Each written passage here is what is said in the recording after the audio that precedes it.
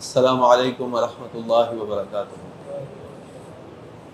نحمد و نصلی علی رسولہ الکریم، اما بعد، اعوذ باللہ من الشیطان الرجیم۔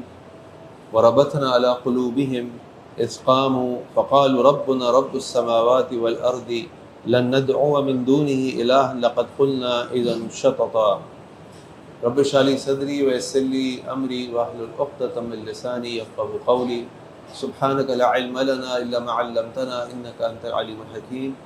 اللہم ارنا الحق حقا وارزقنا اتباعہ وارنا الباطل باطلا وارزقنا اجتنابہ، آمین یا رب العالمین۔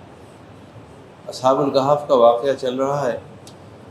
اصحاب الکہف کے واقعے میں اللہ تعالیٰ نے جب ان نوجوانوں کے بارے میں بتایا، انہم فتنۃ آمنوا بربہم وزدناہم ہدی،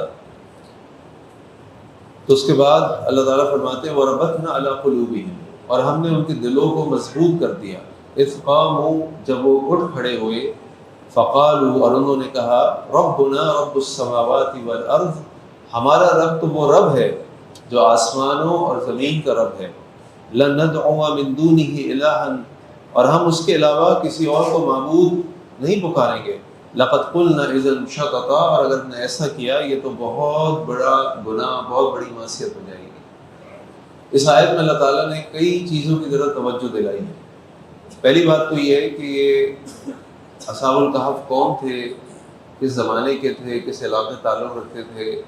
آپ دیکھیں گے قرآن کریم میں ان تفصیلات کا کوئی ذکر نہیں، لیکن ہمیں تفاسیر کی کتابوں کے اندر ان کی تفصیلات ملتی ہیں۔ جیسے تفسیر ابن کثیر میں ابن کثیر رحمہ اللہ فرماتے کہ مفسرین نے لکھا ہے کہ یہ اس بازنطینی سلطنت کے اندر رہتے تھے، اور وہاں کے بادشاہوں کے، وزراء کے، بڑے بڑے لوگوں کے بیٹے تھے۔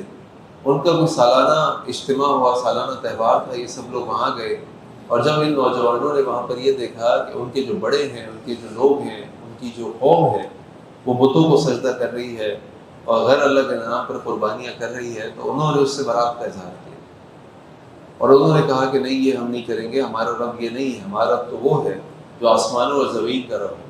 تو ان میں سے ایک نوجوان جو ہے وہ وہاں سے نکل کے ایک درخت کے پاس آ کر بیٹھ گیا۔ اس کے بعد ایک اور نوجوان وہاں پر آ گیا، پھر ایک اور نوجوان وہاں پر آ گیا، اور پھر 4 نوجوان اور آ گئے، اور یہ 7 کا ایک گروہ جو ہے یہ بن گیا، اور اللہ تعالیٰ نے ان سب کو جمع کر دیا۔ اب آپ یہ سوچئے کہ اگر نوجوان ہوتے ہیں اور پوری قوم ایک طرف ہے، یہ 7 نوجوان ایک طرف کھڑے ہیں، اب انہوں نے قوم سے اعلان برات کر دیا کہ ہم تمہارے ساتھ شرک نہیں کریں گے، ہم اس کو قبول نہیں کریں گے، تو جب جہاں نوجوانی کے اندر یہ ہمت اور طاقت ہوتی ہے کہ ہم زمانے کو بدل دیں گے، وہاں یہ خطرہ بھی ہوتا ہے کہ ہمارا ہوگا کیا، ہم تو لاڈ و پیار میں پلے ہوئے ہیں، یہ ساری نعمتیں ہم سے چھن جائیں گی، ہم کیا کریں گے، کیسے جئیں گے، یہ سب کیسے ملے گا۔ تو آپ سوچ سکتے ہیں کہ جب اللہ تعالیٰ نے ان کو یہ توفیق دی اور وہ اپنی قوم سے الگ ہوئے، تو ان کے دلوں کی کیا حالت ہوگی۔ ان کو یہ بھی فکر ہوگی کہ ایسا نہ ہو کہ ہماری قوم کے لوگ ہم پہ پل پڑیں، ہمیں مار دیں، ہمارا بائیکاٹ کر دیں، ہمیں قید کر دیں، ہمیں کچھ بھی کر دیں۔ تو اس وقت ان کو بہت ضرورت تھی کہ اس مقام پہ کھڑے ہونے کے لیے، اس موقع پہ کھڑے ہونے کے لیے، کہ وہ اندرونی طور پر بھی، ایموشنلی بھی، جذباتی اعتبار سے مضبوط ہونے چاہیے۔ تو اللہ تعالیٰ فرماتے ہیں وَرَبَطْنَا عَلَىٰ قُلُوبِهِمْ، ہم نے ان کے دلوں کو مضبوط کر دیا، یعنی کو ایموشنلی بھی مضبوط کر دیا، ان کی ہمتوں کو بڑھا دیا کہ اب کچھ بھی کر لو، ہم غیر اللہ کے آگے سجدہ نہیں کریں گے، ہم صرف اپنے رب کو پکاریں گے۔ اور یہ کب ہوا؟ اذ قاموا، جب وہ اٹھ کھڑے ہوئے۔ یعنی جب انسان کوشش کرتا ہے، کوئی قدم اٹھاتا ہے، تو اللہ تعالیٰ اس کی مدد کرتا ہے۔ یہ نہیں ہوگا کہ ہم گھر میں بیٹھے ہوں گے اور بیٹھے بیٹھے ہمیں متقین اور مومنین اور محسنین کے تاج ملتے رہیں گے۔ آپ کو عبادت کرنی پڑے گی، آپ کو تہجد پڑھنی پڑے گی، آپ کو قرآن کی تلاوت کرنی پڑے گی، آپ کو ذکر و اذکار کرنا پڑے گا، آپ کو اپنے آپ کو گناہوں سے بچانا پڑے گا۔ تو جب انسان قدم اٹھاتا ہے تو اللہ اس کے ساتھ ہوتا ہے، لیکن ایسا نہیں کہ بیٹھے رہے اور ہمارا ایمان بڑھتا رہے بڑھتا رہے بڑھتا رہے، اس کے لیے محنت کرنی پڑتی ہے، کوشش کرنی پڑتی ہے۔ اللہ تعالیٰ فرما رہے ہیں وَرَبَطْنَا عَلَىٰ قُلُوبِهِمْ إِذْ قَامُوا، ہم نے ان کے دلوں کو مضبوط کر دیا جب وہ اٹھ کھڑے ہوئے، اور اٹھ کے کیا کہنے لگے؟ فَقَالُوا، انہوں نے کہا، ربنا رب السماوات والارض، ہمارا رب تو وہ رب ہے جو آسمان و زمین کا رب ہے، یعنی انہوں نے اللہ کی توحید کا اعلان کر دیا، اللہ کی توحید کو پہچان گئے وہ۔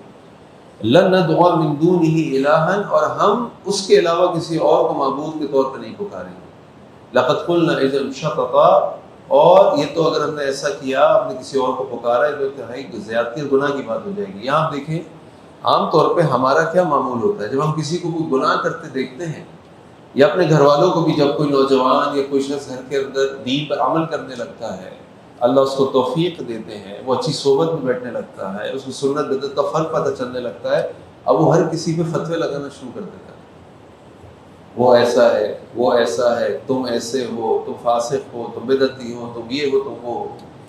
یہ جانتے تھے ان کی پوری قوم ان کے سامنے غیر اللہ کے آگے سجدے کر رہی ہے، غیر اللہ کے آگے نیاز کر رہی ہے، غیر اللہ کے آگے عبادت کر رہی ہے، لیکن انہوں نے یہ نہیں کہا کہ ہماری قوم تم ایسے ہو، لن ندعو، ہم نہیں پکاریں گے، ہم نہیں پکاریں گے۔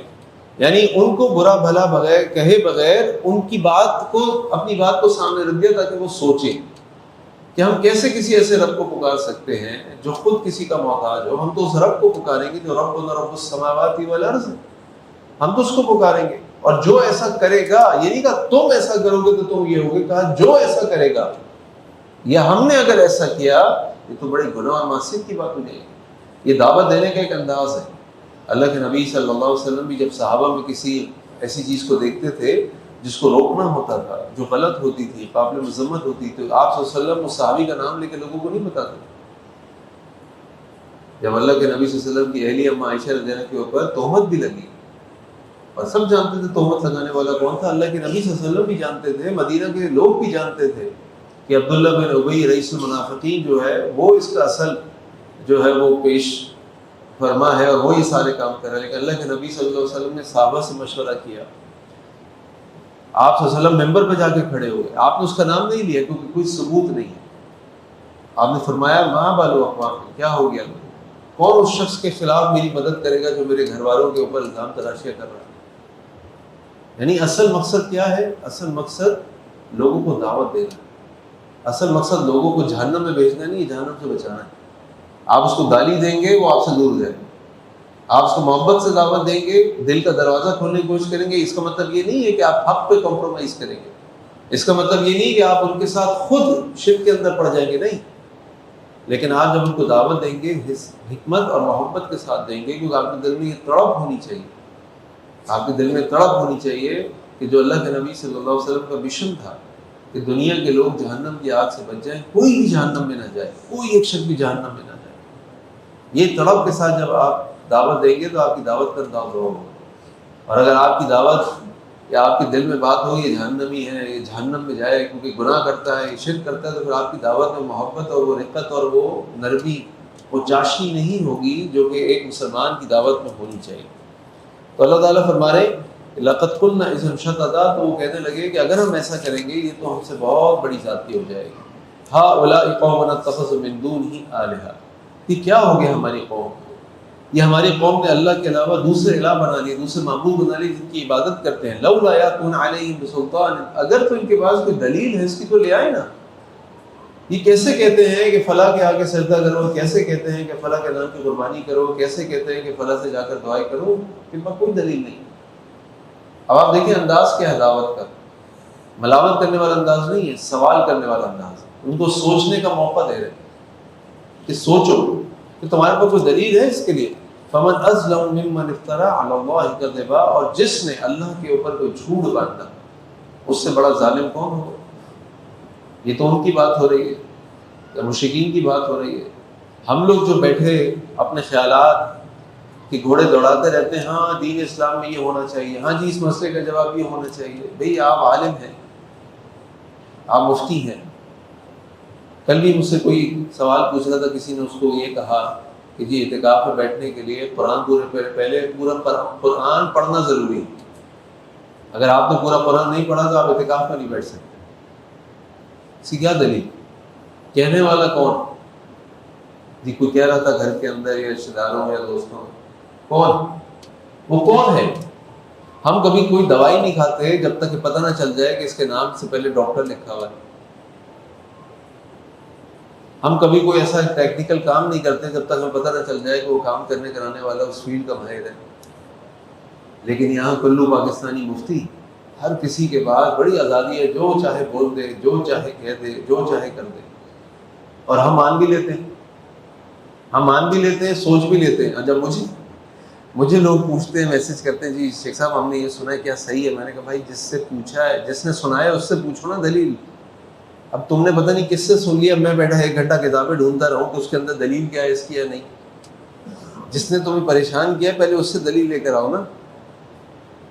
میں کہاں سے دلیل ڈھونڈ لوں تمہارے لیے؟ اب شیخ صاحب پریشان ہو جائیں، ہر آدمی آ کے سوال کر رہا ہے، اچھا شیخ میں نے یہ سنا صحیح ہے غلط، شیخ میں نے سنا صحیح. تو جس نے کہا ہے وہ دلیل لا کر دے، جس نے نہیں کہا بیچارہ وہ کیوں پریشان ہو؟ تو وہ دلیل لا کر دے، پھر آپ آ کے پوچھیں جی وہ دلیل یہ دے رہے ہیں، حدیث یہ بتا رہے ہیں، آیت یہ بتا رہے ہیں، فتویٰ یہ بتا رہے ہیں، اب آپ بتائیے کہ شیخ اس کی دلیل کیا ہے کہ یہ مناسب ہے یا نہیں ہے. یہ بات تو کی جا سکتی ہے. تو یہاں بڑی اہم بات یہ ہے کہ فَمَنْ أَظْلَمُ مِمَّنِ افْتَرَىٰ عَلَى اللَّهِ كَذِبًا، اس سے بڑھ کے ظالم کون ہوگا جو اللہ کے اوپر جھوٹ بولے گا. وَإِذِ اعْتَزَلْتُمُوهُمْ وَمَا يَعْبُدُونَ إِلَّا اللَّهَ، اور وہ نوجوان ایک دوسرے سے کہنے لگے کہ تم جب ان سے الگ ہو جاؤ اپنی قوم سے اور ان سے، ان معبودوں سے جن کی عبادت کرتے ہیں، فَأْوُوا إِلَى الْكَهْفِ، تو چلو غار میں پناہ لے لو. اب یہاں پہ مفسرین نے لکھا کہ دونوں احتمال ہو سکتے ہیں. ایک احتمال یہ ہو سکتا ہے کہ یہ اللہ تعالیٰ کی طرف سے ان کو یہ الہام ہوا، دوسرا یہ کہ انہوں نے آپس میں ایک دوسرے کو یہ بات کہی. بہرحال الہام اور وحی میں فرق یہ ہوتا ہے کہ وحی انبیاء رسولوں کی طرف آتی ہے، اور جو الہام ہوتا ہے وہ الہام اللہ تعالیٰ دل میں خیال ڈال دیتے ہیں. جیسے اللہ تعالیٰ نے وَأَوْحَيْنَا إِلَىٰ أُمِّ مُوسَىٰ، اللہ تعالیٰ نے قرآن کریم فرمایا کہ ہم نے موسیٰ علیہ السلام کی والدہ کو وہی بھیجی. یہاں وہی سے مراد الہام ہے. اس کے دل میں خیال آیا کہ تم اپنے بیٹے کو اس طرح تختے میں ڈال کر دریا میں ڈال دو اس سے پہلے کہ فرعون کی فوج آئے اور تمہارے بیٹے کو قتل کر دے. یہ الہام ہے. تو اللہ تعالیٰ نے ان کو الہام کیا، ان میں سے کسی نے ایک دوسرے سے کہا فَأْوُوا إِلَى الْكَهْفِ، چلو غار میں پناہ لے لیتے. یہ لوگ تو ہمیں چھوڑیں گے نہیں اگر ہم یہاں ان کے سامنے بیٹھے رہیں گے، اور غار میں چلتے.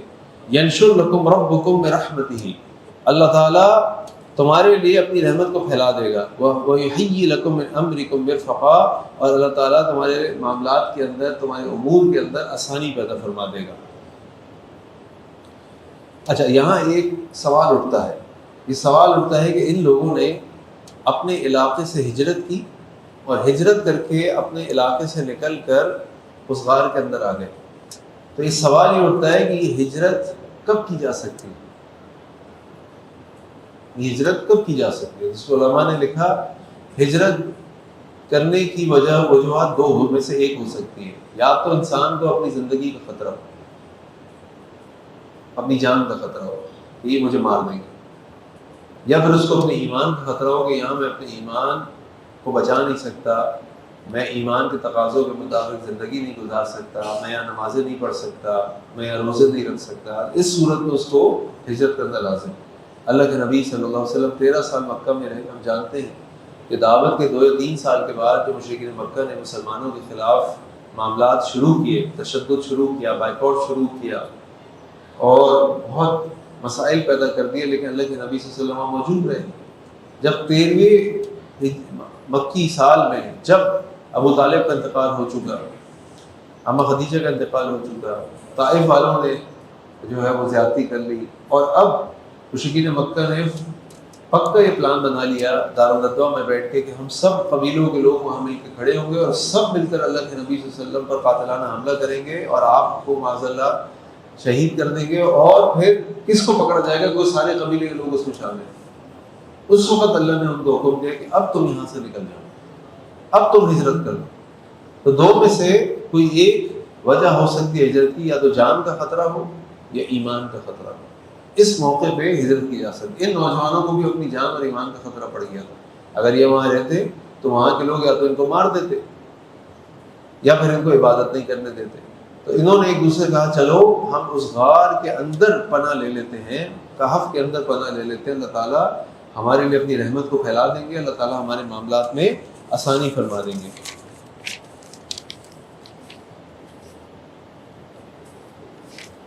وَتَرَى الشَّمْسَ إِذَا طَلَعَتْ تَزَاوَرُ عَنْ كَهْفِهِمْ ذَاتَ الْيَمِينِ وَإِذَا غَرَبَتْ تَقْرِضُهُمْ ذَاتَ الشِّمَالِ. اور تم اگر اس کو دیکھتے، اس غار کو تو دیکھتے کہ سورج اذا طلعت تزاور، کہ جب سورج طلوع ہوتا تھا، تزاور عن کافہم، تو وہ غار کے آگے سے گزرتا، ذات الیمین سیدھی طرف سے گزر جاتا. وَإِذَا غَرَبَ تَبْرِزُهُمْ ذات الشمال، اور جب وہ غروب ہوتا تو غار کے بائیں سائڈ سے غروب ہو جاتا. وَهُمْ فِي فَجْوَةٍ مِّنْهُ، اور وہ لوگ اس غار کے اندر گہرائی کے اندر موجود تھے. ذَلِكَ مِنْ آیَاتِ اللَّهِ، یہ اللہ تعالیٰ کی آیات میں سے ہے. مَن يَهْدِ اللَّهُ فَهُوَ الْمُهْتَدِ، اللہ جس کو چاہے وہ ہدایت پا جاتا ہے. وَمَن يُضْلِلْ فَلَا تَجِدْ لَهُ وَلِيًّا مُرْشِدًا، اور جس کو اللہ گمراہ کر دے اس کو ہرگز کوئی ایسا ولی نہیں مل سکتا، کوئی دوست، کوئی ہمدرد نہیں مل سکتا جو اس کو سیدھی راستہ دکھا. یعنی اللہ تعالیٰ فرمانا ہے کہ جب وہ اس غار کے اندر پناہ لی اور اللہ تعالیٰ نے ان کو سلا دیا اس غار کے اندر، جو ہم پہلے پڑھ چکے ہیں، فَضَرَبْنَا عَلَىٰ آذَانِهِمْ فِي الْكَهْفِ سِنِينَ عَدَدًا، تو اللہ تعالیٰ نے سورج کو حکم دیا کہ اب وہ غار کے اندر لیٹے ہوئے، تم سورج اس طرح طلوع ہو کہ تم اس کے سیدھی طرف سے گزرو، اور جب تم غروب ہو تو تم اس کی الٹی طرف سے گزرو. اگر سورج سیدھا ان کے اوپر پڑتا تو شدت کی وجہ سے ان کی جسم خراب ہو سکتے تھے، ان کو کوئی تکلیف ہو سکتی تھی. لیکن اللہ تعالیٰ نے اس غار کے اندر کا جو موسم تھا، درجہ حرارت تھا، جو اس کے اندر جو ضروریات تھی ان کو زندگی گزارنے کے لیے اللہ تعالیٰ نے مہیا کی. اور سورج کی گرمی بھی پہنچ رہی ہے لیکن سورج کی تپش ڈائریکٹ ان کے اوپر نہیں پہنچ رہی. تو اللہ تعالیٰ فرما رہے ہیں کہ تم اگر دیکھتے سورج کو کس طرح سورج اس غار سے طلوع ہوتے ہوئے سیدھے ہاتھ کی طرف، غروب ہوتے وقت الٹے ہاتھ کی طرف ہوتا. اور یہ اللہ کی آیات میں سے ایک آیت ہے، اور اللہ جس کو ہدایت دینا چاہے وہی ہدایت پا سکتا ہے، اس کے علاوہ کوئی ہدایت نہیں پا سکتا. وَتَحْسَبُهُمْ أَيْقَاظًا وَهُمْ رُقُودٌ، اور تم اگر ان کو دیکھتے تو تم گمان کرتے کہ وہ اٹھے ہوئے ہیں، وَهُمْ رُقُود، لیکن وہ سو رہے تھے. وَنُقَلِّبُهُمْ ذَاتَ الْيَمِينِ وَذَاتَ الشِّمَالِ، اور ہم ان کو سیدھی طرف اور الٹی طرف کروٹ دلا رہے تھے. وہ اٹھے ہوئے کیسے تھے کہ اللہ تعالیٰ نے ان کی آنکھیں کھلی رکھی لیکن وہ سو رہے تھے، اور اللہ تعالیٰ ان کو کروٹیں دلا رہے تھے. اگر وہ کروٹیں نہیں دلاتے تو ان کو کیا ہوتا، ان کے جسم پہ زخم پڑ جاتا. اللہ تعالیٰ نے ان کی پوری پرزرویشن کا، ان کو سنبھالنے کی، ان کی حفاظت کا پورا انتظام کیا ہوا تھا. وَكَلْبُهُمْ بَاسِطٌ ذِرَاعَيْهِ بِالْوَسِيدِ، اور ان کا جو کتا تھا وہ غار کے دہانے پہ پاؤں پھیلا کے بیٹھا ہوا تھا. لَوِ اطَّلَعْتَ عَلَيْهِمْ لَوَلَّيْتَ مِنْهُمْ فِرَارًا وَلَمُلِئْتَ رُعْبًا، اور اگر تم ان کی طرف دیکھ لیتے، اس غار کی طرف، ان افراد کی طرف، اس کتے کی طرف، تو تم وہاں سے ڈر کے مارے الٹے پاؤں بھاگ جاتے.